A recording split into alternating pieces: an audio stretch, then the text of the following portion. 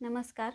आज आपण जवाहर नवोदय प्रवेश परीक्षेचा 18 जानेवारी 2025चा सी सेट याचे संपूर्ण उत्तरे स्पष्टीकरणासहित पाहणार आहोत. चला तर मग चालू करूया. प्रथम बुद्धिमत्ता भाग 1 वेगळे पद शोधा. आता या प्रश्नामध्ये आपल्याला प्रत्येक ठिकाणी 3 बाण दिसत आहेत, परंतु आकृती 2, आकृती 3 आणि आकृती 4 मध्ये शेवटच्या टोकांना याच्या आडव्या रेषा किंवा उभ्या रेषा आहेत. मात्र पर्याय 1 मध्ये किंवा ए मध्ये कोणत्याही प्रकारच्या खाली रेषा नसल्यामुळे याचं उत्तर असेल पर्याय क्रमांक 1. त्यानंतर दुसरा प्रश्न, प्रत्येक आकृतीमध्ये आपल्याला त्रिकोण दिसतोय आणि त्रिकोणात काही रेषा आहेत. आता तसं जर पाहिलं तर आपण प्रत्येक रेषा या आडव्या झालेल्या आहेत आणि त्यानुसार आपलं उत्तर पर्याय सी यायला पाहिजे, कारण याच्यामध्ये उभ्या रेषा आहेत. आणि अजून दुसरं जर उत्तर काढलं तर प्रत्येक आकृतीतील रेषांची संख्या ही 5 आहे. याच्यामध्ये 1 2 3 4 5, यात सुद्धा 1 2 3 4 5, यामध्ये 1 2 3 4 आणि 5 रेषा आहेत. इथे मात्र 1 2 3 4 5 आणि 6 रेषा असल्यामुळे पर्याय क्रमांक 3 किंवा सी हे उत्तर बरोबर असेल. त्यानंतर पुढचा प्रश्न, प्रत्येक आकृतीमध्ये आपल्याला 2 फुली आणि 2 भरीव गोल आणि 1 अधिकचं चिन्ह दिसत आहे. मात्र पर्याय क्रमांक 2, 3 आणि 4 मध्ये प्रत्येक ठिकाणी फुली आणि भरीव चिन्ह हे एका सरळ रेषेत आहेत. एकतर आडवे असतील किंवा उभे असतील आणि मध्यभागी अधिकचं चिन्ह आहे. आकृती क्रमांक 1 मध्ये मात्र फुली आणि भरीव चिन्ह हे एकमेकांच्या विरुद्ध दिशेने असल्यामुळे पर्याय क्रमांक 1 उत्तर बरोबर येईल. पुढे दिलेल्या 4 आकृत्यांपैकी पंचकोन, षटकोन, चौकोन या सर्व एक एक आकृत्या आहेत आणि पर्याय 3 मात्र एका खाली एक अशा 2 आकृत्या दिलेल्या आहेत, म्हणून उत्तर असेल पर्याय क्रमांक 3. आता भाग 2 चालू करूया. यामध्ये आपल्याला तंतोतंत आकृती शोधायची असते. तंतोतंत आकृती शोधताना आपण हे चिन्ह मात्र सर्व ठिकाणी आहे. आता राहिला प्रश्न या चिन्हाचा. हे चिन्ह जर आपण पाहिलं तर या आकृतीत आहे, या आकृतीत आहे, इथे मात्र विरुद्ध दिशेने गेले म्हणून हा पर्याय चुकेल. नंतर हे चिन्ह जर पाहिलं तर या आकृतीत सुद्धा आहे, इथे आहे. नंतर ही आकृती पहिलेच कटली होती, या आकृतीत मात्र विरुद्ध दिशेने गेलेला आहे म्हणून ही आकृती कटली. म्हणजे 2 आकृत्या तर कटल्या. आता राहिल्या या 2 आकृत्या. या आकृतीमध्ये आता वरचे चिन्ह चेक करू. वरचे चिन्ह वरच्या दिशेनं आहेत. आता खालचे चिन्ह हे वरच्याच दिशेने पाहिजे. आकृती 1 मध्ये मात्र हे चिन्ह खालच्या दिशेने आल्यामुळं ही आकृती चुकली, म्हणजे उत्तर असेल पर्याय 2. त्यानंतर पुढचं, या आकृतीमध्ये आपल्याला एक काटकोन त्रिकोण दिसतोय. काटकोन त्रिकोण या आकृतीत नाही म्हणून हा पर्याय चुकला. त्यानंतर या आकृतीत आहे. नंतर हा शंकरपाळीसारखा आकार किंवा पतंगाचा आकार या आकृतीत नसल्यामुळे हा सुद्धा चुकला, म्हणजे पर्याय 1 आणि 3 चुकले. राहिला पर्याय 2 आणि 4 मध्ये. तर 4 मध्ये ही मधली आडवी रेष नाही म्हणून हा सुद्धा पर्याय चुकतो, म्हणजे उत्तर येईल पर्याय क्रमांक 2. 6चं पर्याय क्रमांक 2. नंतर 7वा प्रश्न, गोल आहे. गोलाच्या समोर एक त्रिकोण आणि एक गोल. वरच्या साईडला आपल्याला त्रिकोण हवा आहे. आता वरच्या साईडला त्रिकोण असणारा पर्याय फक्त पर्याय 4च आहे म्हणून पर्याय 4 उत्तर बरोबर येईल. इथं हा गोल चिटकलेला आहे, इथं त्रिकोण विरुद्ध दिशेने गेले म्हणून हा पर्याय चुकला.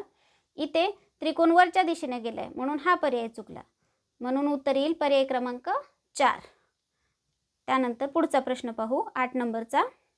या आकृतीमध्ये आपल्याला हे 2 टोकं किंवा शेंड्या समजा, या शेंड्या आपल्याला कुठे पाहिजेत? वरच्या दिशेने. वरच्या दिशेने आहेत. इथं मात्र दिशा बदलली म्हणजे हा पर्याय चुकला. इथे सुद्धा या जरा थोड्या अजून वाकलेल्या आहेत, इथे या सरळ आलेल्या आहेत म्हणून हा पर्याय सुद्धा चुकला. आता खालच्या ह्याच्यात याचे पाय हे वरच्या दिशेने आहेत. आता इथे मात्र आतल्या दिशेने असल्यामुळे हा पर्याय चुकला, म्हणजे राहिला आता कुठला पर्याय? हे 3 तर चुकले, राहिला पर्याय 2 म्हणून याचं उत्तर असेल 2. आता पुढचा भाग आहे भाग 3. यामध्ये आपल्याला आकृती पूर्ण करायची आहेत. या शेजारच्या दिलेल्या 2 आकृत्या एकमेकाशी तंतोतंत जुळतात. मग तशीच आकृती सुद्धा आपल्याला इथे तयार करायची आहे. मग सुरुवातीला आपण मधला हा भाग पूर्ण करू. इथे एक हा गोल आला पाहिजे आणि त्यानंतर एक आडवी रेष हवी आणि या 2 रेषा अशा. अशा 2 रेषा. आता अशी आकृती जर आपण पाहिली, मध्यभागी या साईडला गोल असणारा पर्याय फक्त एवढाच आहे, पर्याय क्रमांक डी. म्हणून उत्तर येईल पर्याय क्रमांक डी. त्यानंतर 10वा प्रश्न. 10व्या प्रश्नामध्ये आपल्याला ह्या 2 आकृत्या जशाच्या तशा आहेत तशाच आपल्याला इकडची सुद्धा आकृती पूर्ण करायची. याची आरशातली प्रतिमा इकडे, याची आरशातली प्रतिमा आधी आपण ही आडवी रेष पूर्ण करू, नंतर ही उभी रेष, हा त्रिकोण आणि नंतर हा असा काटकोन त्रिकोण आहे तो आपल्याला कसा आला पाहिजे, या साईडनं आला पाहिजे. मग असा पर्याय कुठे दिसतोय आपल्याला, या साईडनं एक चौकोन असणारा पर्याय. फक्त हे 2 आहेत म्हणून हे 2 कटले, इथं रेष आल्यामुळे येणार नाही. त्यानंतर अशी रेष इथे पण आहे, इथे पण आहे. परत खाली काटकोन त्रिकोण या साईडनं पाहिजे, म्हणजे हा सुद्धा पर्याय चुकला. म्हणजे उत्तर असेल पर्याय क्रमांक डी, 10व्याचं डी. त्यानंतर पुढचा प्रश्न पाहू. प्रश्न क्रमांक 11वा. या 2 आकृत्या शेजारच्या समान आहेत. मग इथल्या सुद्धा आकृत्या शेजारच्या समान असल्या पाहिजे. इथे काळा त्रिकोण आहे, आपल्याला इथे सुद्धा एक काळा त्रिकोण केला पाहिजे. मग आता या साईडला काळा त्रिकोण असणारा पर्याय तर फक्त पर्याय 1 आणि 4च आहे, म्हणजे हे 2 पर्याय तर कटले. परत आता हा गोल आपल्याला पूर्ण करावा लागेल. आतल्या साईडनं गोल हे बाहेरच्या साईडनं झालेत, म्हणून हा सुद्धा पर्याय कटला. या अशा पद्धतीने ही आपली आकृती पूर्ण होईल, म्हणून पर्याय क्रमांक डी हे उत्तर बरोबर येईल. त्यानंतर पुढचा प्रश्न पाहू. इथे आपल्याला या शेजारच्या आकृत्या समान आहेत, म्हणजे या 2 सुद्धा समानच असणार. मग सर्वात पहिल्यांदा आतला चौकोन पूर्ण करा, नंतर हा बाहेरचा, नंतर हा चौकोन पूर्ण, मग ही अशी एक रेष येईल आणि अशी. आता या साईडनं 1, 2 आणि 3 चौकोन, या साईडनं 3 चौकोन असणारे पर्याय हे या साईडनं तयार झालेत, म्हणून ए पर्याय कटतो. इथे 2च चौकोन आहेत म्हणून हा कटतो. इथे 3 आहेत या साईडनं तयार झालेत. आता राहिला पर्याय 2 आणि 4 मध्ये. आता आपल्याला पूर्ण रेष पाहिजे होती, इथे पूर्ण रेष तयार झाली नाही, म्हणून हा पर्याय चुकला. म्हणजे पर्याय क्रमांक बी हे उत्तर बरोबर असेल. आता आपण भाग 4 पाहू. क्रमाने येणारी आकृती. क्रमाने येणाऱ्या आकृतीमध्ये हे जे चिन्ह आहे, वर बाण आणि वरती त्याला गोल, खाली त्रिकोण. हा बाण सुरुवातीला खालच्या दिशेने होता, नंतर या दिशेने आलाय, म्हणजे हा बाण अँटी क्लॉकवाईज किंवा घड्याळाच्या विरुद्ध दिशेने वळतोय. आता घड्याळाच्या विरुद्ध दिशेने काटकोनात वळतोय. एकदा इथे झाला, आता वर गेला. आता त्या बाणाची दिशा या दिशेने असली पाहिजे. इथे हा त्रिकोण तयार होईल, इकडे गोल. ठीक आहे. त्यानंतर मध्ये इथे 3 रेषा होत्या, नंतर 2 रेषा झाल्या, आता 1 रेष. आता एकही रेष नसणार. मग आता एकही रेषमध्ये नसणारा बाण फक्त 3 आणि 4 आहेत, म्हणजे हे 2 तर पर्याय कटले. त्यानंतर इथे आपल्याला बाणाची दिशा मात्र या दिशेने, पश्चिम दिशेने पाहिजे. मग पश्चिम दिशेने फक्त पर्याय क्रमांक सीच उत्तर आहे, म्हणून 13चं उत्तर येईल पर्याय क्रमांक सी. हा बाण खालच्या दिशेने तयार झाल्यामुळे हे उत्तर चुकेल. आता पुढचा प्रश्न पाहू.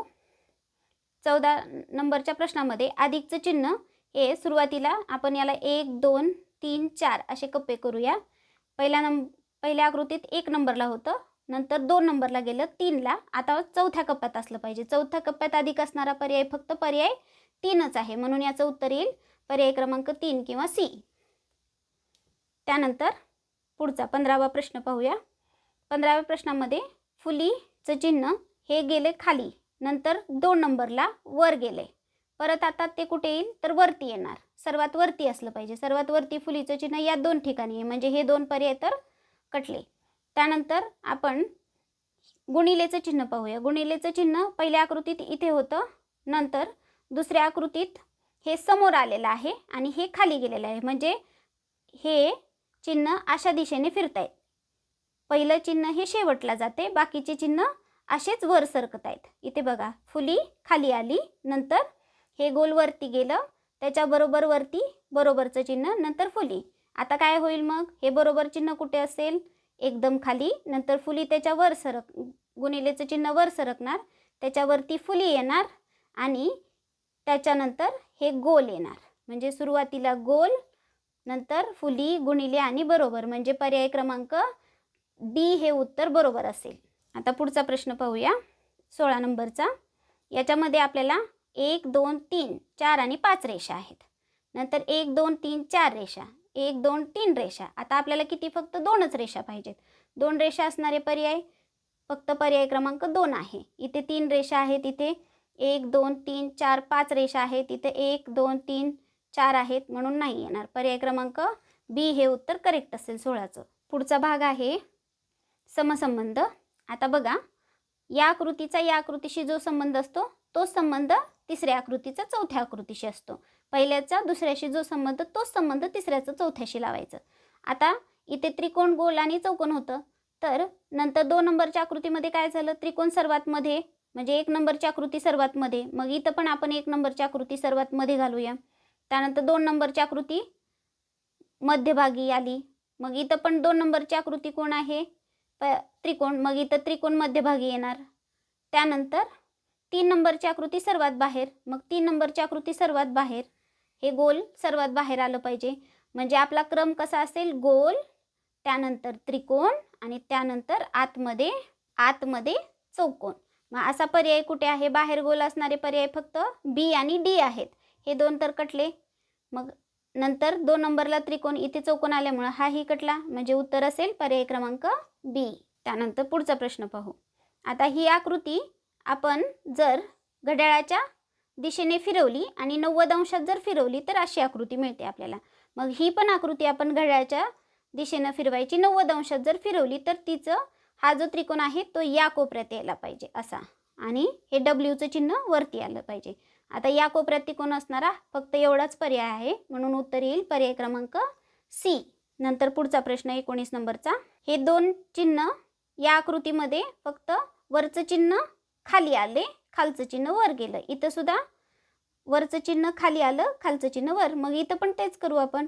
वरचं चिन्ह खाली आणा. वरचं चिन्ह खाली असणारे म्हणजे रेखांकित भाग खाली असणारा पर्याय कोणता आहे? फक्त पर्याय क्रमांक 3 म्हणून उत्तर येईल पर्याय क्रमांक सी 19चं. 20 नंबरचा प्रश्न. हे 2 बाण आहेत ते घड्याळाच्या दिशेने फिरले. 2 बाणाचा फक्त 1 बाण झाला आणि जो भरीव गोल होता तो पोकळ गोल झाला. मग आता ह्याला सुद्धा आपण घड्याळाच्या दिशेने उलट दिशेने फिरवूया. घड्याळाच्या उलट दिशेने फिरवल्यानंतर हा बाण वरती जाईल असा होईल. 2 बाणाचा 1 बाण करा आणि जो भरीव गोल आहे तो पोकळ गोल तयार करा. आणि पोकळ गोल असणारा फक्त पर्याय क्रमांक बीच आहे म्हणून उत्तर येईल पर्याय क्रमांक बी. पुढचा भाग आहे भाग 6वा. आकृती पूर्ण करा. आकृती पूर्ण करामध्ये आपल्याला सर्वात पहिल्यांदा हा गोल पूर्ण करून घ्यायचा असतो. नंतर मधला भाग रंगवायचा. आता ही आकृती आपल्याला कुठे दिसते? तर पर्याय क्रमांक 3 मध्ये किंवा सी मध्ये दिसते म्हणून उत्तर येईल पर्याय क्रमांक सी. 22 नंबरचा प्रश्न. पहिल्यांदा आपण आकृती पूर्ण करून घेऊया. नंतर आतली आकृती रंगवायची. आता हा भाग आपल्याला कुठे दिसतोय?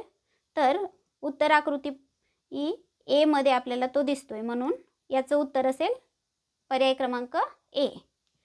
त्यानंतर पुढची आपण आकृती पूर्ण करू. ही आकृती पूर्ण केल्यास आपल्याला आकृती क्रमांक 3 सारखी किंवा सी सारखं उत्तर दिसते म्हणून 23चं उत्तर असेल पर्याय क्रमांक सी. त्यानंतर 24 नंबरचा प्रश्न. ही आपण आकृती पूर्ण करूया. आणि अशी आकृती आपल्याला उत्तर आकृती क्रमांक 4 मध्येच दिसते किंवा पर्याय क्रमांक डी म्हणून याचं उत्तर असेल पर्याय डी. 7वा भाग पाहू आपण. यामध्ये आपल्याला आरशातील प्रतिमा शोधायची असते. आरशातील प्रतिमेसाठी एकच नियम आहे, डावी बाजू उजवीकडे, उजवी बाजू डावीकडे. आता ही उजवी बाजू आहे ती आपल्याला डाव्या साईडनं दिसली पाहिजे.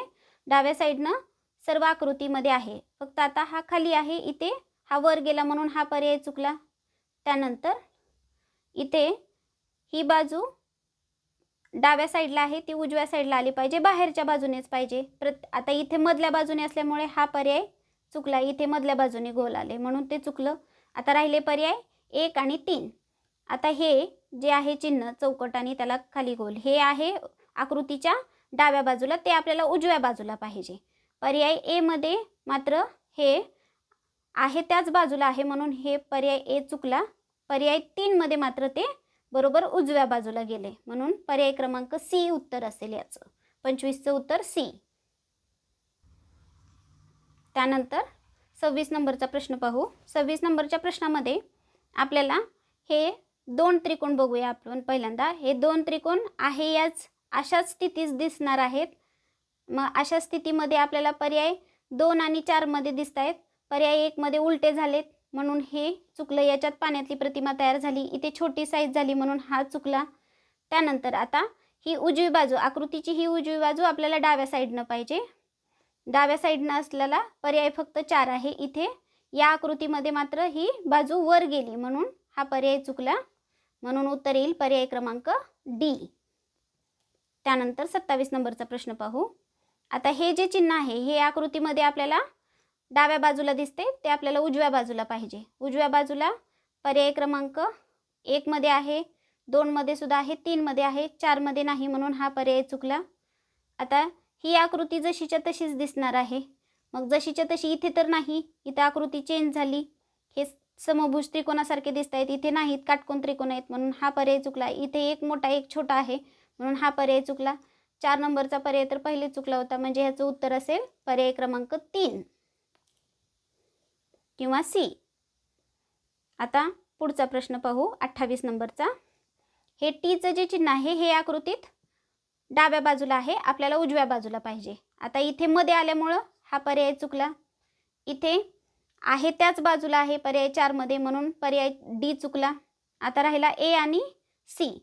ए आणि सी मध्ये बरोबर ते उजव्या बाजूलाच गेलेले आहेत. आता हा आकृतीचा हा भाग जो आहे तो आपल्याला आकृतीमध्ये उजव्या बाजूला आहे, आपल्याला पाहिजे डाव्या बाजूला. मग डाव्या बाजूला पर्याय क्रमांक ए मध्ये मात्र ही आकृती तुटक झालेली आहे म्हणून बी मध्ये तुटक झालेली आहे म्हणून तो चुकला. सी मध्ये हे एक बाजू वरच्या साईडनं गेली, एक बाजू खालच्या साईडनं आली. इथं आपल्याला सुरुवातीची बाजू ही खालची आहे, इथं सुरुवातीची बाजू वरची आली म्हणून हा पर्याय चुकला. म्हणजे राहिलं काय उत्तर पर्याय ए. सुरुवातीला बाजू खालची असली पाहिजे, नंतर वरच्या दिशेने पाहिजे, म्हणून उत्तर असेल पर्याय क्रमांक ए. पुढचा भाग पाहूया. घडी घाला घडी उलगडा भाग 8वा. यामध्ये या कागदाची एक घडी घातली, अर्धा भाग केला त्याचा, अर्ध्या भागाचा परत एक अर्धा भाग केला आणि इथे गोल. म्हणजे सुरुवातीला ही घडी आहे ती या दिशेने उलगडणार, खालच्या दिशेने हा त्रिकोण पूर्ण होणार आहे. म्हणजे हा त्रिकोण आपल्याला, हा जो त्रिकोण आहे तो आता खालच्या दिशेने सर्वात पहिल्यांदा उलगडणार. म्हणजे इथून आपण हा त्रिकोण पूर्ण करू. आता याची घडी इकडे उलगडणार म्हटल्यानंतर हा गोल आपल्याला या दिशेने असा तयार होईल आणि ही पूर्ण घडी नंतर इकडे उलगडणार. म्हणजे ही या साईडनं हा त्रिकोण पूर्ण होणार याच्या या घड्या. मग याची आता संपूर्ण याची पाण्यातील प्रतिमा तयार होईल आणि ती दिसेल अशा पद्धतीनं. मग असा पर्याय आपल्याला कुठे दिसतोय तर पर्याय क्रमांक 3 मध्ये दिसतोय. इथे चारी बाजूला 4 कोपरे म्हणून हा चुकला. इथे विरुद्ध दिशेने तयार झालेत म्हणून हा चुकला. इथे पण चारी बाजूला 4 कोपरे तयार झालेत म्हणून हा चुकला. म्हणजे उत्तर पर्याय क्रमांक सी असेल. त्यानंतर पुढचा बघूया. कागदाची घडी वरच्या दिशेने घातली, नंतर या दिशेने, नंतर अर्धा गोल कापला इथे. म्हणजे आधी ही आकृती पूर्ण होणार, ही घडी उलगडणार या दिशेने आणि हा इथे पूर्ण गोल तयार होईल. आता ही पूर्ण घडी खाली उलगडणार म्हणजे इथे आपल्याला हा असाच एक गोल खालच्या दिशेने येईल. आता असा पर्याय असणार आहे पर्याय क्रमांक 1. बाकीच्या याच्यामध्ये फक्त इथे गोल तयार झाला, इथं पाकळी, इथं चौकोन तर तयार होतच नाही म्हणून हे बाकी 3ही पर्याय चूक होतात. पर्याय ए हे उत्तर बरोबर असेल 30चं. पुढे 31 नंबरचा प्रश्न पाहू. कागदाची अर्धी घडी घातली, अर्ध्याची परत अर्धी घडी घातली. आता या अर्ध्या घडीमध्ये एक गोल काढलेला आहे. म्हणजे सगळ्यात सुरुवातीला ही बाजू उलगडणार, हा गोल जसाच्या तसा आरशातली प्रतिमा. आता ही बाजू खाली उलगडणार म्हटल्यानंतर याची पाण्यातली प्रतिमा. म्हणजे टोटल आपल्याला 4 गोल पाहिजे आणि फक्त 4 गोल असणारा पर्याय क्रमांक डीच उत्तर आहे म्हणून उत्तर येईल पर्याय क्रमांक डी. पुढचा प्रश्न पाहू. या षटकोनाची अर्धी घडी घातली, त्यानंतर परत अजून अर्धी घडी घातली. सगळ्यात सुरुवातीला ही घडी उलगडणार. मग हा इथला षटकोन आपण पूर्ण करू. आता इथं जी हा गोल आहे तो याची आरशातली प्रतिमा इथं, या 2 गोलाची आरशातली प्रतिमा इथं, आणि ही पूर्ण घडी नंतर खाली उलगडणार जशीच्या तशी.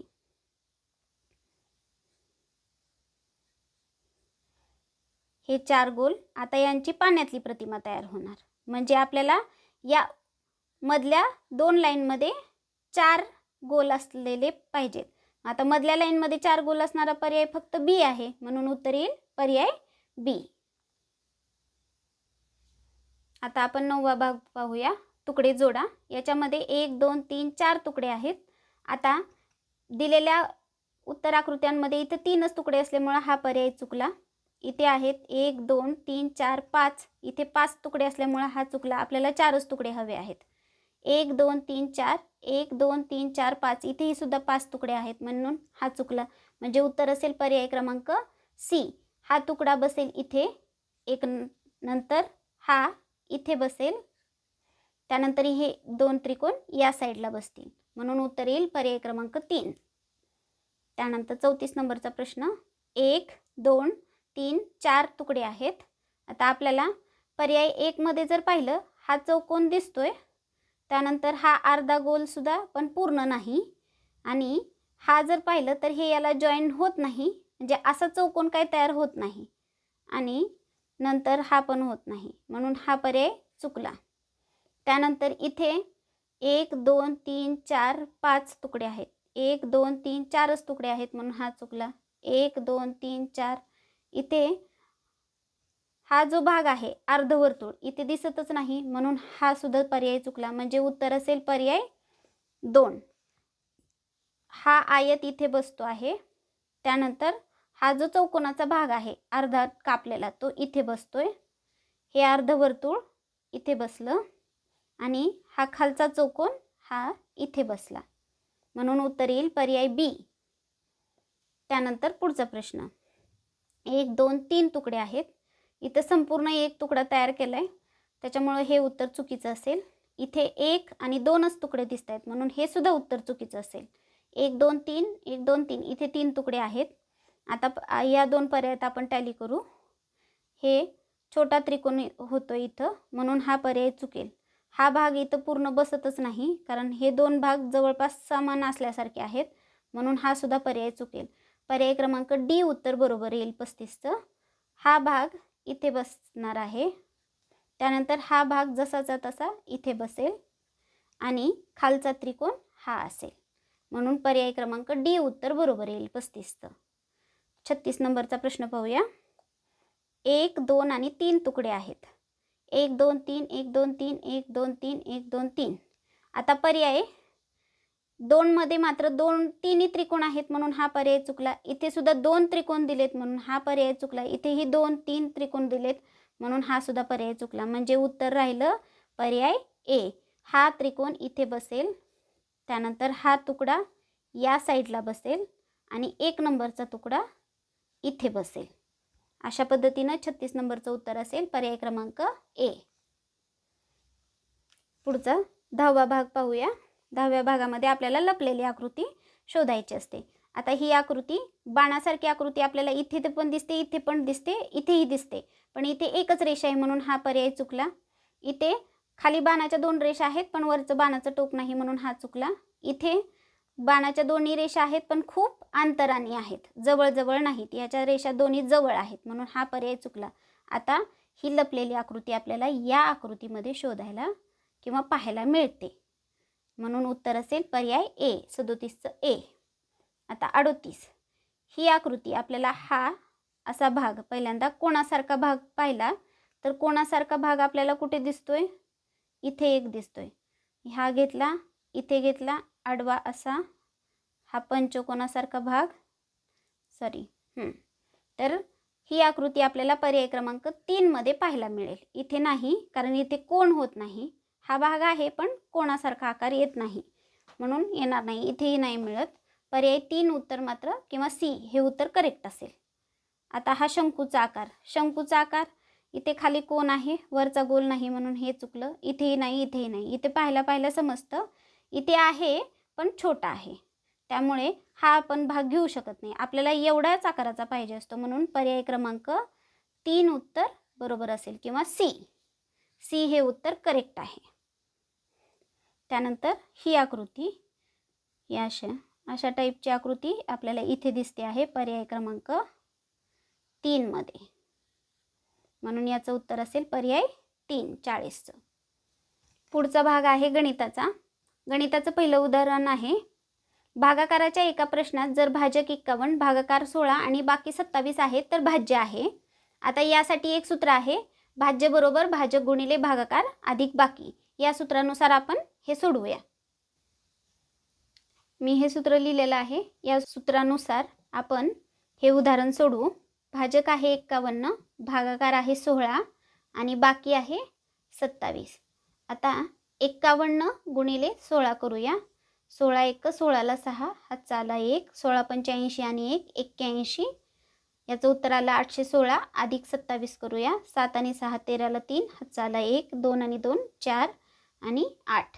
म्हणजे याचं उत्तर असेल 843. आता पर्याय क्रमांक 1 हे उत्तर बरोबर येईल, 843.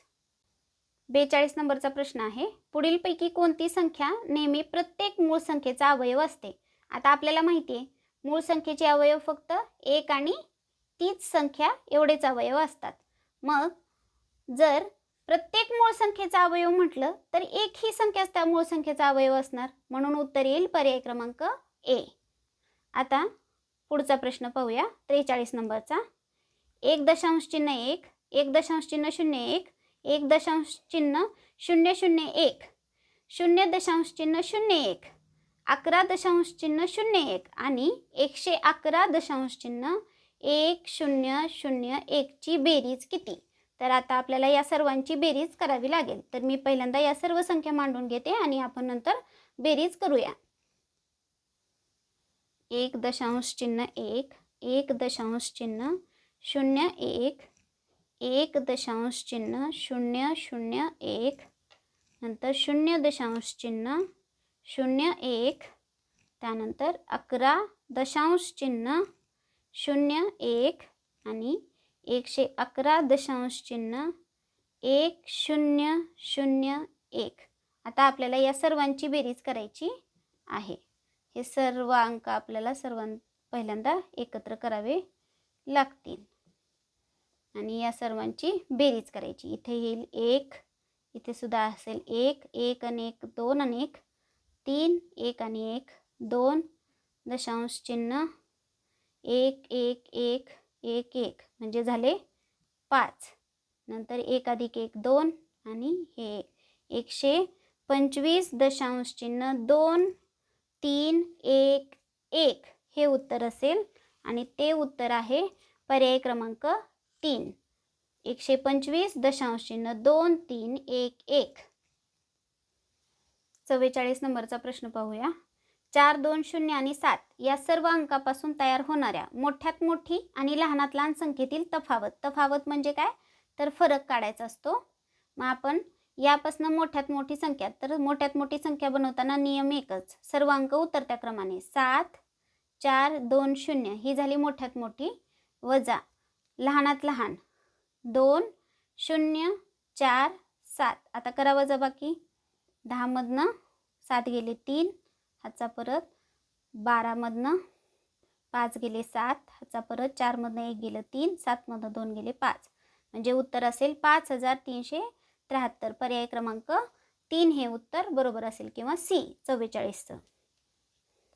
त्यानंतर पुढचा प्रश्न पाहूया 45 नंबरचा. 90चे मूळ अवयव आहेत. आता 90चे मूळ अवयव म्हटल्यानंतर आपल्याला 90चे मूळ अवयव पाडावे लागतील. 90 या संख्येचे मूळ अवयव पाडताना आपल्याला त्याला 2 गुणाकाराच्या स्वरूपात लिहायचं. 9 गुणिले 10. 9चे परत पडतात 3 गुणिले 3 आणि 10चे पडतात 2 गुणिले 5. आता हे सर्व 90चे मूळ अवयव आहेत.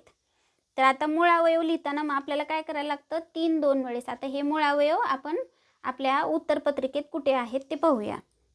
3 गुणिले 3 आपल्याला मूळ अवयव पाहिजे. 3 गुणिले 3 गुणिले 2 गुणिले 5. आता पर्यायानुसार तर आपल्याला हे अवयव कुठे दिसत नाही. तिथं 3 गुणिले 6 आहे, इथं 9 गुणिले 10 आहे, इथं 2 गुणिले 3 गुणिले 15 आहे. हे पर्याय सर्व चुकले. राहतोय पर्याय 3. इथे 3चा वर्ग दिला आहे म्हणजे याचा अर्थ काय, हे 3 गुणिले 3 आहे. आणि राहिलं 2 गुणिले 5, तर इथे आलेलं आहे 2 गुणिले 5, म्हणून उत्तर असेल पर्याय क्रमांक 3 45चं. पुढचा प्रश्न पाहूया. जर 9432 भागिले 1.25 बरोबर 7545.6 आहे, तर 9.432 भागिले 12.5 च्या बरोबर किती? म्हणजे तुम्हाला या भागाकाराचं उत्तर काढायचं आहे. आता या भागाकाराचं उत्तर काढताना सर्वात पहिल्यांदा आपण दशांश चिन्हाविरहित यांचा भागाकार किती येतो ते काढूया. आपल्याला प्रश्नामध्ये या भागाकाराचं उत्तर शोधून काढायचे. तर सर्वात पहिल्यांदा आपण काय करायचं, दशांश चिन्हाविरहित संख्या मांडून घ्यायच्या. 9432 भागिले 125 या भागाकाराचं उत्तर आपल्याला हेच मिळणार आहे. तर किती असेल ते उत्तर येईल. दशांश चिन्हाविरहित या भागाकाराचं उत्तर येतं 75.456. आता राहतोय प्रश्न दशांश चिन्हाचा. जर मी यालाच दशांश चिन्हाच्या भागाकाराच्या स्वरूपात लिहिलं म्हणजे या प्रश्नाचं उत्तर काढायचं आहे ना, म्हणून 12.5. आता करायची आपल्याला फक्त दशांश चिन्हाची. दशांश चिन्हाविरहित उत्तर येते हे. आता फक्त आपण दशांश चिन्हांची वजाबाकी करणार आहोत. आता इथे आपल्याला फक्त दशांश चिन्हांचा विचार करायचा आहे. वर अंशामध्ये 3 दशांश चिन्ह आहेत आणि छेदामध्ये एकच दशांश चिन्ह आहे. यांची वजाबाकी करायची. ज्यावेळेस दशांश चिन्हांचा भागाकार असतो त्यावेळेस अंश आणि छेदातल्या दशांश चिन्हांची वजाबाकी करायची. 3 + 1 उत्तर येतं -2. आता मात्र उत्तर आलं 2, तर हे अधिकमध्ये आलेलं आहे उत्तर. ज्यावेळेस उत्तर अधिकमध्ये आलेलं असेल त्यावेळेस आपल्याला काय करायचं, दशांश चिन्ह डावीकडे सरकवायचं. आता किती घरं सरकवायचं, तर जे बाकी उत्तर आलेलं आहे त्याच्यानुसार सरकवायचं. इथे 2 आले म्हणून 2 दशांश चिन्ह डावीकडे जायचं. तर याचं उत्तर येईल मग 0.754546 हे याचं करेक्ट उत्तर असेल. आणि ते आहे उत्तर पर्याय क्रमांक 2. 46चं उत्तर असेल पर्याय क्रमांक 2. 47 नंबरचा प्रश्न पाहू. सुरेश त्याच्या काकांना भेटायला सकाळी 9 वाजता घरातून बाहेर पडला. तो 10 मिनिटे चालत गेला, 1 तास 5 मिनिटे बसमधून गेला आणि शेवटी 15 मिनिटे चालत काकांच्या घरी पोहोचला. आता आपण काकाच्या घरी पोहोचण्यासाठी किती वेळ लागलाय तो काउंट करूया. 9 वाजता तो घरातून निघलेला आहे, त्यानंतर 10 मिनिटे चालत गेला म्हणून अधिक 10 मिनिटे, 1 तास 5 मिनिटे आणि त्यानंतर 15 मिनिटे. आता हे 15 + 5 20, 20 आणि 10 30 मिनिटे झाली. आणि इथं 9 + 1 10, म्हणजे काकाच्या घरी तो सकाळी 10:30 वाजता पोहोचला. त्यानंतर तो त्यांच्या घरी 3 तास 20 मिनिटे थांबला. आता यांच्या घरी तो थांबला किती, 3 तास 20 मिनिटे थांबला. म्हणजे काकांच्या घरी तो किती वाजेपर्यंत होता, तर तो 13:50 म्हणजे 1:50 होता. आणि संध्याकाळी 3:30 वाजता घरी परतला. म्हणजे तो 3:30 वाजता घरी परतलाय, तर परतीच्या प्रवासात त्याला किती वेळ लागला. इतक्या वाजता तो घरातून निघलेला आहे 13:50ला आणि 3:30 म्हणजे किती असतात, तर 15 30 मधनं वजा आपल्याला 13:50 करायचं आहे. हे काकाच्या घरून निघलेली वेळ आणि ही पोचलेली वेळ. पोचलेल्या वेळेतून निघलेली वेळ वजा करायची म्हणजे उत्तर आपल्याला येईल. 30 मिनिटातनं 50 मिनिटं जात नाहीत म्हणून इकडं 1 तास होणार आणि 60 + 30 90 होतात. 90 मिनिटातनं जर आपण 50 मिनिटं वजा केले तर येईल 40 मिनिटं आणि 14तनं 13 गेले 1, म्हणजे त्याला घरी पोचण्यासाठी म्हणजे परतीच्या प्रवासात 1 तास 40 मिनिटे, म्हणजे पर्याय क्रमांक 3 उत्तर बरोबर येईल सी. 48वा प्रश्न. प्रत्येकी 300 mlच्या 17 पाण्याच्या बाटल्या आणि प्रत्येकी 130 mlच्या ज्यूसच्या 30 बाटल्या एका जगमध्ये रिकाम्या करण्यात आल्या आहेत. जगमध्ये एकूण किती लिटर द्रव आहे. 300 mlच्या 17 बाटल्या म्हणून 17 × 51, 5100 ml झालं. हे मिली, ml म्हणजे मिली असतं. त्यानंतर ज्यूसच्या 130 mlच्या 130 × 17, 130 mlच्या 30 बाटल्या 13 × 39 म्हणजे 3900 मिली झाले. 5100 अधिक 3900 बरोबर 9 1 10 0, 5 आणि 3 8 आणि 1 9 9000 मिली दूध आलं, सॉरी पाणी आलं, पाणी आणि ज्यूस दोन्ही मिळून. मग आता हे 9000 मिली म्हणजे किती लिटर असेल तर 9 लिटर असेल. उत्तर येईल 9 लिटर. 49 नंबरचा प्रश्न पाहू. 20.0925 चे सोपे अपूर्णांक रूप आहे. तर याला आपण आधी अंश आणि छेदाच्या रूपात लिहूया. 20.0925 ला आपण दशांश चिन्ह विरहित किंवा अपूर्णांकाच्या रूपात लिहिताना यातलं दशांश चिन्ह काढायचं, जशी आहे तशी संख्या लिहायची, छेदामध्ये 1 लिहायचं आणि दशांश चिन्हानंतर जितके अंक असतील 1 2 3 4 तेवढे शून्य याच्यावर द्यायचे. आता याला आपण अतिसंक्षिप्त रूप देऊ. याला आपण 25 ने भाग घालूया.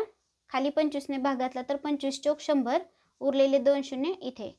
त्यानंतर 25 8 200, नंतर 25 ने 9 ला भाग जात नाही म्हणून 25 शून्य शून्य, नंतर 25 त्रिक 75, 92 वजा जर 75 केलं तर उत्तर येते 12तनं 5 गेले 7, ह्याचा परत 9 मधनं 8 गेले 1 17, हे 5 आणि 25 7 पावणे 200 म्हणजे 8037 भागिले 400 हे उत्तर आलं पाहिजे आपलं. आणि ते आहे पर्याय क्रमांक 3 मध्ये, म्हणून याचं उत्तर असेल पर्याय सी 8037 भागिले 400 किंवा छेद 400. आता ही पदावली आपल्याला सोडवायची आहे. सर्वात पहिल्यांदा आपल्याला रेगी कंस सोडवायचा असतो. 4 वजा 1 उत्तर येतं 3, नंतर 5 वजा 3 केलं तर उत्तर येतं 2, 16 वजा 2 केलं तर उत्तर येतं 14, 18 वजा 14 केलं तर उत्तर येतं 14 आणि 18 वजा 14 उत्तर येईल 4, त्यानंतर हे बाहेरचं 8 येईल, 8 वजा 4 उत्तर असेल 4. तर आहे 3.0330003 पर्याय क्रमांक 2 उत्तर बी. 51चं उत्तर असेल बी. पुढचा प्रश्न पाहू. टीनाने एक स्कूटर 55,000 रुपयात खरेदी केली. तिने तिच्या दुरुस्तीवर 3,400 खर्च केले आणि मैत्रिणीला 56,030 मध्ये विकली. तिला झालेला फायदा अथवा तोटा किती असेल? तर आपण पहिल्यांदा खरेदी किंमत काढूया.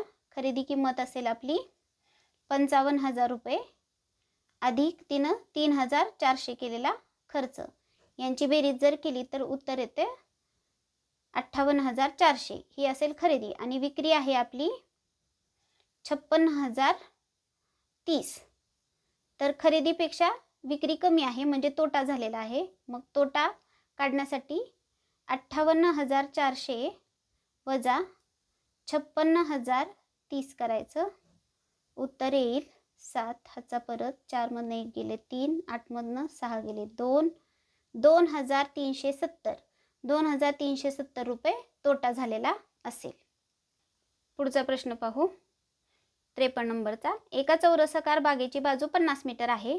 बागेच्या आतल्या बाजूला चहूकडे 2.5 मीटर रुंद रस्ता आहे. या रस्त्याचे सपाटीकरण करण्यासाठी ₹10 प्रति चौरस मीटर या दराने किती खर्च येईल? तर आता पहिल्यांदा आपल्याला या प्रश्नासाठी एक आकृती तयार करावी लागेल. ही एक चौरसाकार बाग आहे असं गृहीत धरा. याची बाजू 50 मीटर आहे. या बागेच्या आतल्या बाजूला चहूकडे म्हणजे चारही बाजूने 2.5 मीटर रुंद रस्ता आहे. दोन्ही बाजूनी 2.5 मीटर सोडून द्यायचं. चारही बाजूनी इकडून 2.5 मीटर सोडला आणि इकडून 2.5 मीटर सोडून रस्ता तयार करायचा आहे आपल्याला. एवढ्या रुंदीचा रस्ता आहे चारही बाजूनी. मग आपलं 2.5 मीटर जे आहे ते चारही बाजूनी कमी होणार आहे. आपल्याला या रस्त्यावर सपाटीकरणासाठी प्रति 10 मीटर रुपये किती खर्च येईल असं विचारलेलं आहे. मग आता आपल्याला याचं क्षेत्रफळ काढावं लागेल, या रस्त्याचं क्षेत्रफळ. मग त्यासाठी आपल्याला पहिल्यांदा या मोठ्या चौरसाचं क्षेत्रफळ काढायचं आहे. मोठ्या चौरसाचं क्षेत्रफळ येईल, मोठ्याचे क्षेत्रफळ बरोबर बाजूचा वर्ग. तर 50चा वर्ग असेल 5 5 25 आणि 1 शून्याचे 2 शून्य 25,000 चौरस 2,500 चौरस मीटर येईल. आणि आता आपण या दोन्हीही चारही बाजूनी 2.5 मीटर 2.5 मीटर कमी होते. म्हणजे आपल्याला आता या आतल्या चौरसाची लांबी किती होईल? इकडून 2.5 इकडून 2.5 कमी झाले म्हणजे हे 50 मधनं 5 वजा करा म्हणजे हे झालं 45. आणि तशीच ही सुद्धा बाजू 45, म्हणजे छोट्या चौरसाचे क्षेत्रफळ होईल बाजूचा वर्ग. म्हणजे आता आपल्याला 45चा वर्ग तयार करायचा आहे. आता 45चा वर्ग तयार करण्यासाठी एक ट्रिक आहे. पहिल्यांदा 5चा वर्ग लिहा आणि त्यानंतर पुढची जी संख्या आहे ते 4 आणि 5चा गुणाकार करायचा. 4 पंचे 20. याच्यानंतरची संख्या आणि ही संख्या यांचा गुणाकार करायचा. 4 पंचे 20 म्हणजे हे येईल 2025 चौरस मीटर. आता मोठ्या चौरसातून छोट्या चौरसाचं क्षेत्रफळ वजा केलं की रस्त्याचं क्षेत्रफळ येते. म्हणजे ह्या पूर्ण रस्त्याचं क्षेत्रफळ आपल्याला मिळेल मोठ्या चौरसातून छोट्या चौरसाचं वजा केल्यावर. मग 2500 वजा 2025 जर आपण केलं तर उत्तर येईल 475 चौरस मीटर हे रस्त्याचं क्षेत्रफळ असेल. आता रस्त्याचं क्षेत्रफळाचा खर्च काढायचा आहे म्हणून गुणिले 10. मग खर्च बरोबर येईल 4750 रुपये. म्हणून उत्तर असेल पर्याय क्रमांक 2, 4750 रुपये. 54 नंबरचा प्रश्न पाहू. खालील आयताकृतीपैकी कोणाचे क्षेत्रफळ सर्वात जास्त आहे आणि किती आहे? क्षेत्रफळ काढायचे म्हणजे आपल्याला लांबी आणि रुंदीचा गुणाकार करावा लागेल. 18 गुणिले 10 180 चौरस सेंटीमीटर येईल. याचा 14 गुणिले 14 196 चौरस सेंटीमीटर.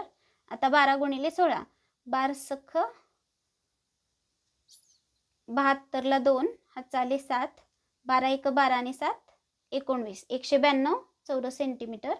त्यानंतर 17 गुणिले 11 11 सत्ती 77 ला 7 हात चाले 1 11 1 11 आणि 1 12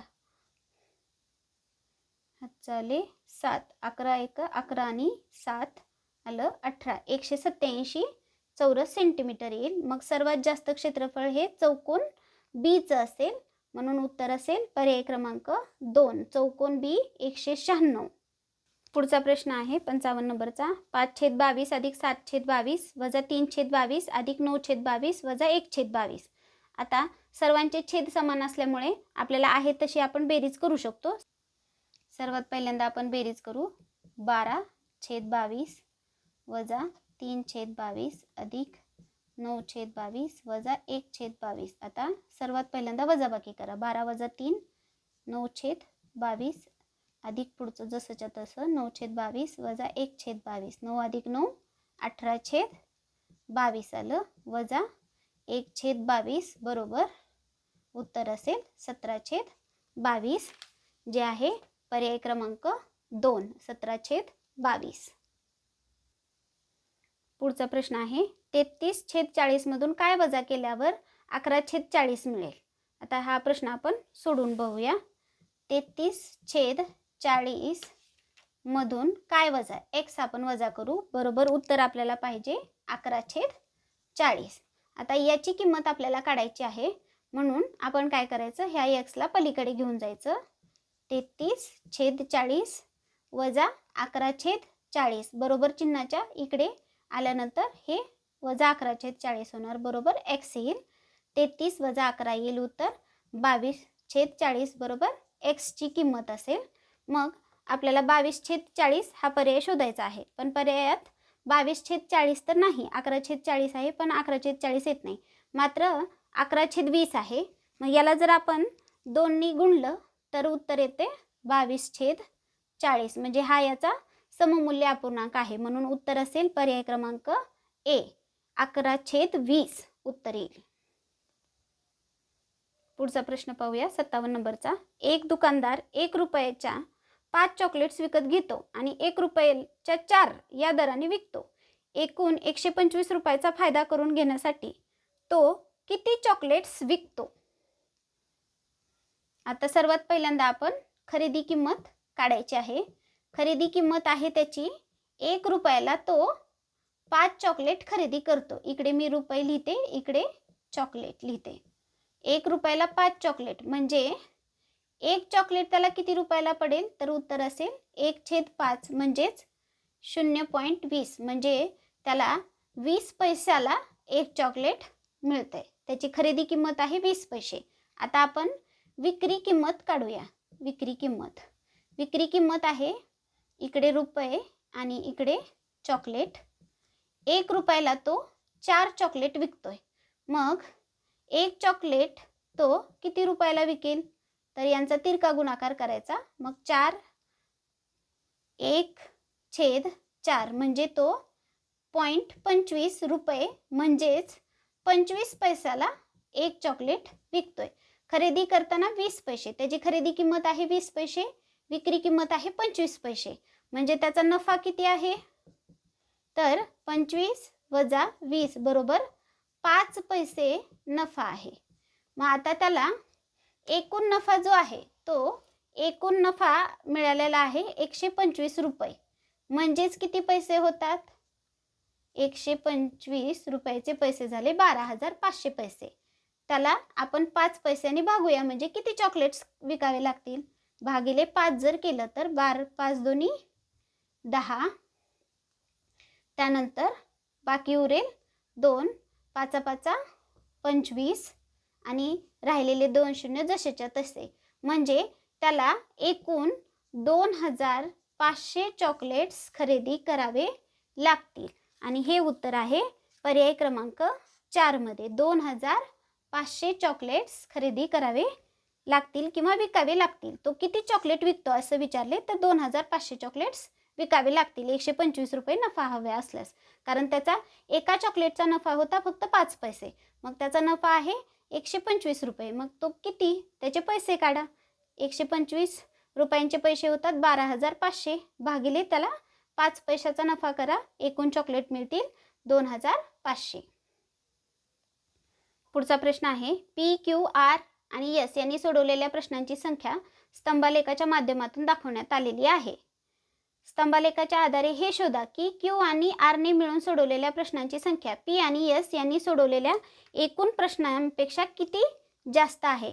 आता पहिल्यांदा आपण क्यू आणि आरचे शोधू. क्यूचे आहेत 6 आणि आरचे आहेत 10. म्हणजे दोघांचे मिळून झाले 6 अधिक 10 बरोबर 16. आता पी आणि एसचे शोधूया. हे झाले क्यू आणि आरचे. आता पी आणि एसचे शोधू.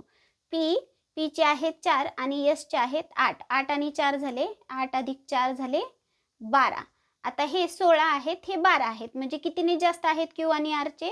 16 वजा आपण 12 जर केलं तर उत्तर येईल 4. म्हणून 4ने जास्त आहेत. पर्याय क्रमांक 1 उत्तर येईल 58चं.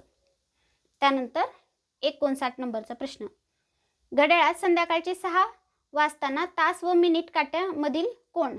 आता संध्याकाळचे 6 वाजले म्हणजे तास काटा असतो 6 वर आणि मिनिट काटा असतो 12 वर. म्हणजे हा कोणता कोण होतोय? तर सरळ कोण. पर्याय क्रमांक 4 उत्तर बरोबर येईल. पुढचा 60 नंबरचा प्रश्न. सायकलच्या चाकात एकूण 24 तारा आहेत. 2 लगतच्या तारातील कोण आहे? आता हे जर आपण सायकलचं चाक धरलं तर गोलाकार असतं.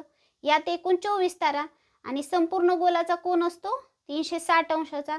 त्याला भागिले आपण करायचं आहे 24. 12 दोन्ही 24, 12 त्रिक 36, हे 0 आणि 2 30ला भागलं तर उत्तर येईल 15. म्हणजे अशा 2 लगतच्या ज्या तारा आहेत या तारांमधील कोण कितीचा असेल तर 15 अंशाचा. म्हणून उत्तर येईल पर्याय क्रमांक 2. आता आपण खंड 3 म्हणजे भाषा याविषयीचे प्रश्न पाहणार आहोत. यामध्ये 4 उतारे असतात आणि 4 उतार्यावर प्रत्येकी 5 प्रश्न असतात. आता आपण ते प्रश्न सोडवणार आहोत.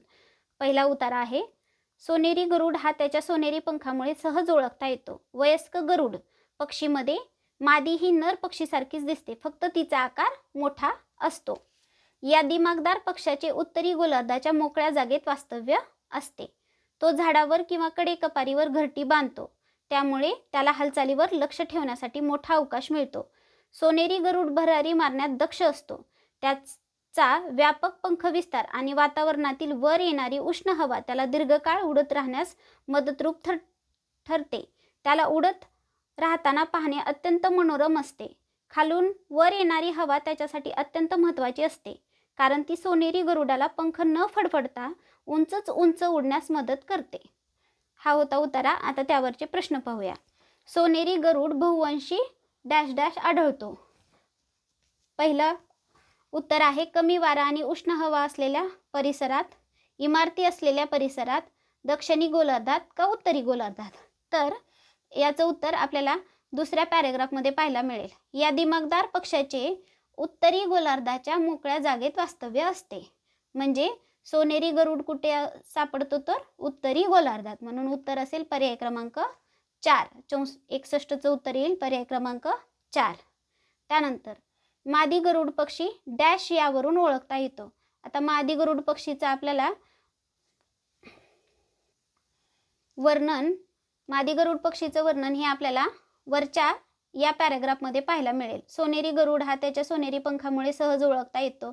वयस्क गरुड पक्षीमध्ये मादी ही नर पक्षीसारखीच दिसते, फक्त तिचा आकार मोठा असतो. तर कशावरनं? मोठा आकार. गडद पंख, सोनेरी पंख, बुरकट पंख, तर याच्यावरनं नाही. तर उत्तर काय येईल तर मोठा आकार. पर्याय 4 उत्तर करेक्ट असेल. पर्याय डी 62चं. त्यानंतर 63. घरटी बांधण्यासाठी गरुडाला कोणती जागा उपयुक्त वाटते? तर आता इथे आहे या उत्तराचं. तो झाडावर किंवा कडेकपारीवर घरटी बांधतो असं आपल्याला दिलेलं आहे. पण उत्तरात काय दिले? ही कोणती जागा उपयुक्त वाटते? पहिली मोकळी जागा लिहिले, त्यानंतर झाडे झुडपे नसलेला परिसर. पण इथं तर आपल्याला काय सांगितले की तो झाडावर घरटे बांधतो. नंतर उंच अवकाशात. आता आकाशात कुठे घरट बांधणार आहे गरुड? त्यानंतर इमारतीचा मोकळा परिसर. मोकळ्या परिसरावर नाही तर कडेकपारीवर तो बांधतो. म्हणजे हे 3 पर्याय तर येत नाहीत. पण जर आपण पहिली ओळ पाहिली इथे की या दिमागदार पक्ष्याचे उत्तरी गोलार्धाच्या मोकळ्या जागेत वास्तव्य असते. इथे मात्र या प्रश्नाचं उत्तर आपल्याला वास्तव्य म्हणजेच काय? राहणे. आणि मग तो कोणती जागा त्याला उपयोगी वाटते त्याला राहायला? तर मोकळी जागा. म्हणून या प्रश्नाचं उत्तर असेल मोकळी जागा. कारण इथे झाडे झुडपेला नसलेला परिसर तर येणार नाही, कारण तो झाडावर घरटी बांधतोय. नसलेल्या परिसरात तर शक्यच नाही. उंच आकाशात घरटे तो बांधणार नाही. आणि इमारतीचा मोकळा परिसर तर नाही, कारण इमारतीच्या मोकळ्या परिसरावर तो घरटे बांधत नाही. पुढे 64 नंबरचा प्रश्न आहे. दिमागदार या शब्दाचा समानार्थी शब्द ओळखा. दिमागदार म्हणजे स्वर्णिम तर नाही. विनयशील म्हणजे नम्र असतं. भव्य, हां, दिमागदार म्हणजे भव्य नक्की असू शकतं. आणि सुशील, सुशील तर नाही. सुशील म्हणजे काय? जो असा नम्र असतो किंवा वागण्यात चांगला असतो त्याला आपण सुशील म्हणतो.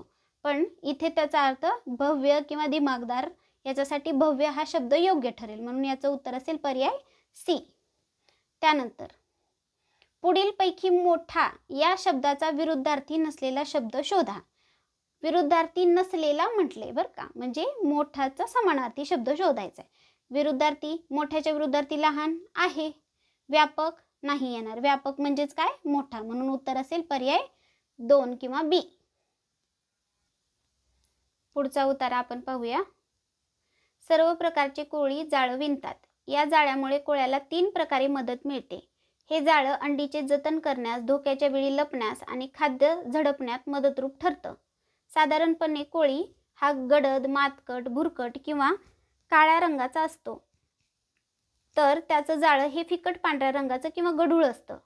कोळी जेव्हा जाळ्यात लपून बसतो तेव्हा तो सहजासहजी दिसत नाही. जाळं कोळ्याला खाद्य पकडण्यास मदतरूप ठरते. कोळ्याचं जाळं चिकट असतं. एखादा कीटक जाळ्यात अडकला तर तो चिकटून जातो. त्याला इच्छा असूनही त्यातून बाहेर पडता येत नाही. तो अडकून जातो. जाळं हलायला लागताच त्याला समजते की प्राणी अडकला आहे. जाळ्याशिवाय कोळ्याला राहताच येणार नाही. खरोखरच कोळ्याच्या अस्तित्वासाठी जाळं अत्यावश्यक आहे. आता प्रश्न पाहूया.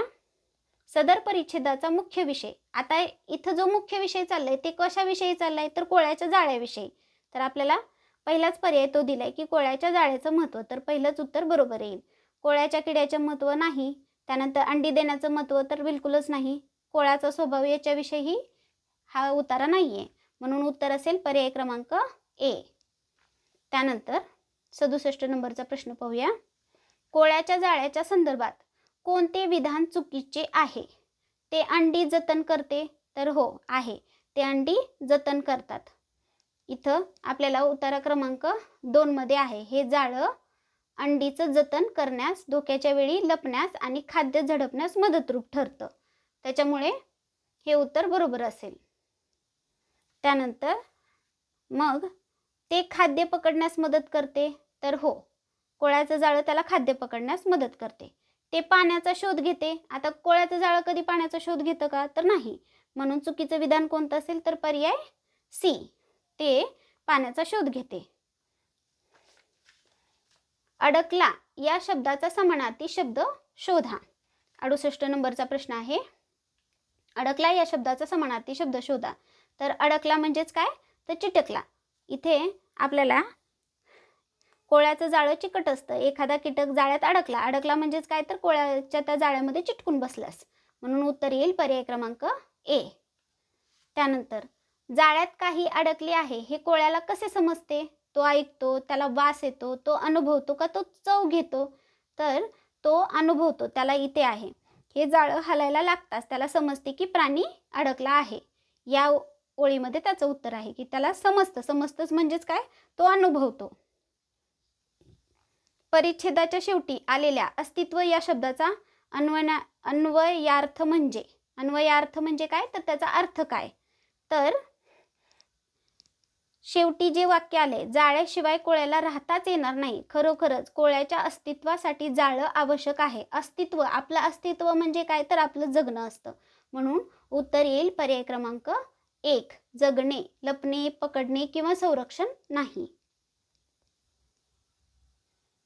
आता आपण परिच्छेद 3 किंवा उतारा क्रमांक 3 पाहूया.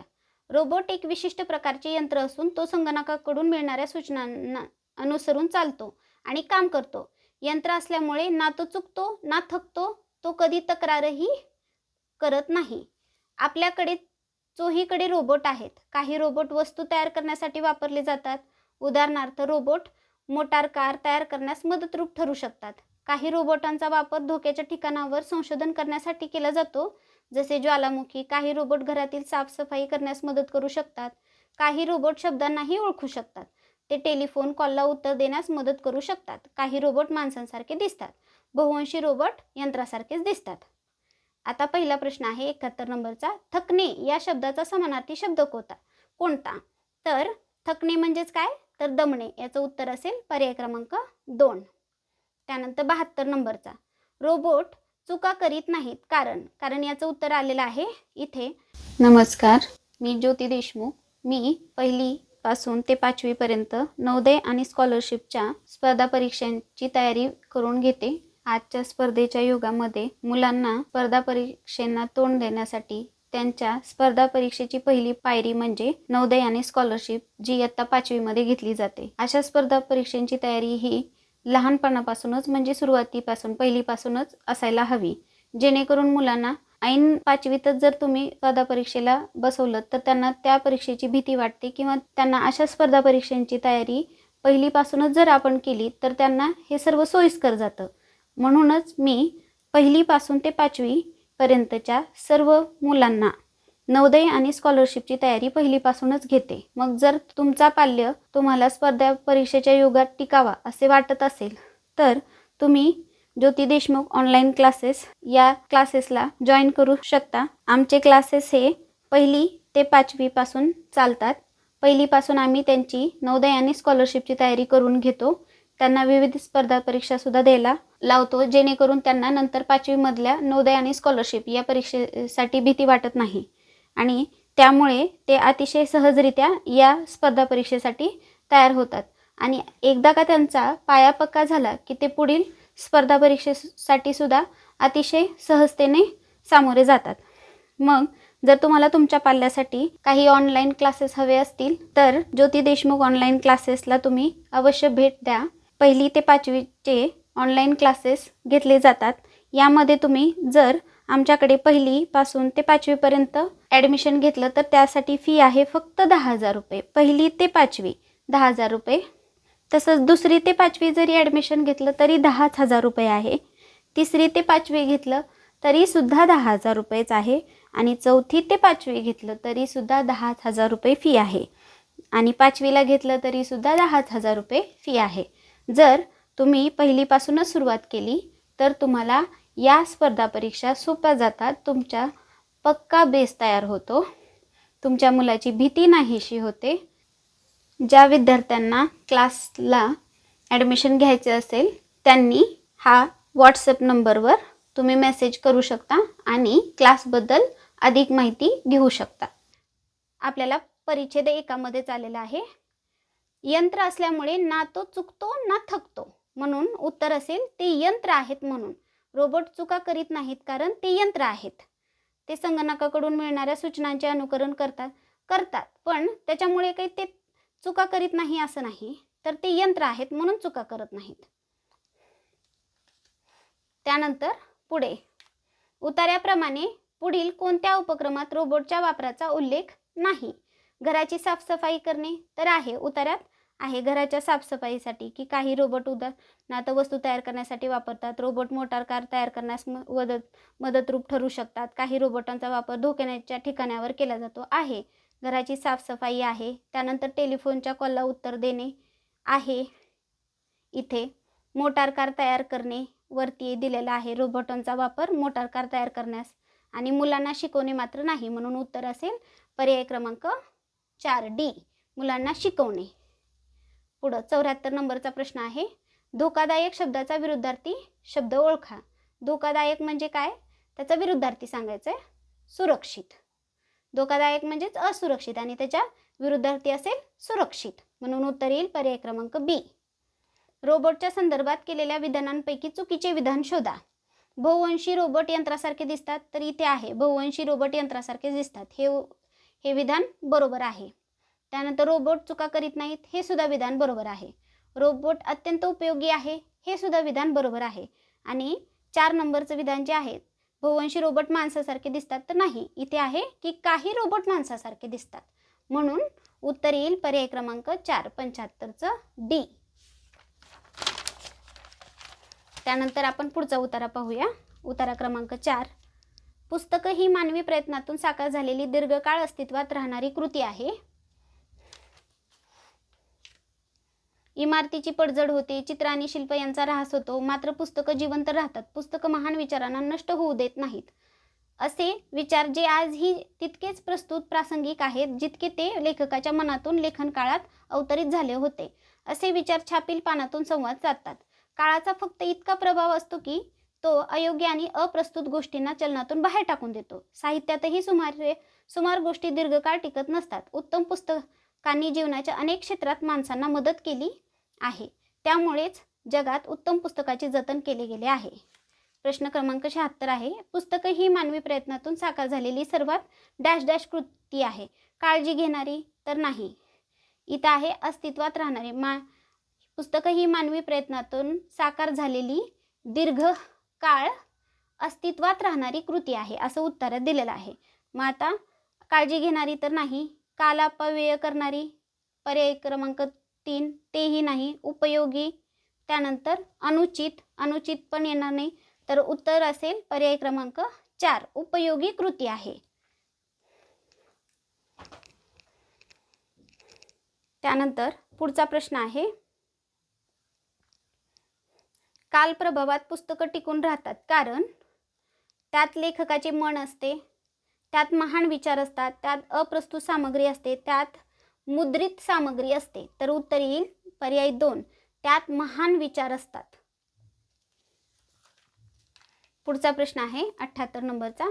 पुढील पैकी अनुपयुक्त शब्दाचा समानार्थी शब्द शोधा. अनुपयुक्त म्हणजे काय, जे आपल्या उपयोगाला नाही असं, म्हणजेच ते काय आहे, रोग, तर हा त्याचा समानार्थी शब्द नसेल, अनोळखी सुद्धा नसेल आणि योग्य सुद्धा नसेल, तर उत्तर असेल पर्याय 4 अयोग्य.